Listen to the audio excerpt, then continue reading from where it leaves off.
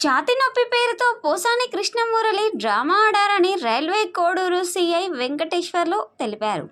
పోసానికి అన్ని పరీక్షలు చేయించామని, ఎలాంటి అనారోగ్యం లేదని అన్నారు.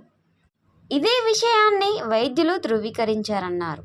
అన్నమయ్య జిల్లా రాజంపేట సబ్ జైల్లో రిమాండ్ ఖైదీగా ఉన్న సినీ నటుడు పోసాని కృష్ణమురళి తనకు ఉదయం నుంచే ఛాతీ నొప్పి ఉందని తను పోలీసులకు తెలిపారు. దీంతో వారు రాజంపేట ఆసుపత్రికి తరలించారు. పోసానికి ఈసీజీ, వివిధ రకాల పరీక్షలు నిర్వహించారు. వైద్యుల సూచన మేరకు తనని వైద్య పరీక్షల కోసం రిమ్స్కు తరలించినట్టు తెలుస్తుంది. ప్రస్తుతం ఇందుకు సంబంధించిన విషయాలు కాస్త వైరల్ అవుతున్నాయి. ఉదయం ములాఖత్లో పోసాని కృష్ణను వైఎస్ఆర్పీసీ ఎమ్మెల్యే ఆకేపాటి అమర్నాథ్ రెడ్డి కలిసి పరామర్శించారు. ఆయన బయటికి వచ్చిన కాసేపటికి పోసాని ఛాతీ నొప్పిగా ఉందంటూ తెలిపారు.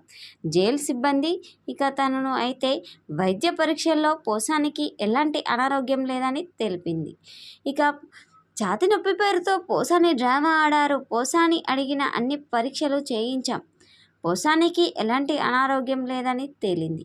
పోసానికి అనారోగ్యం లేదని వైద్యులు ధృవీకరించారు. పోసానిని మళ్ళీ రాజంపేట సబ్ జైలుకు తరలిస్తున్నారు.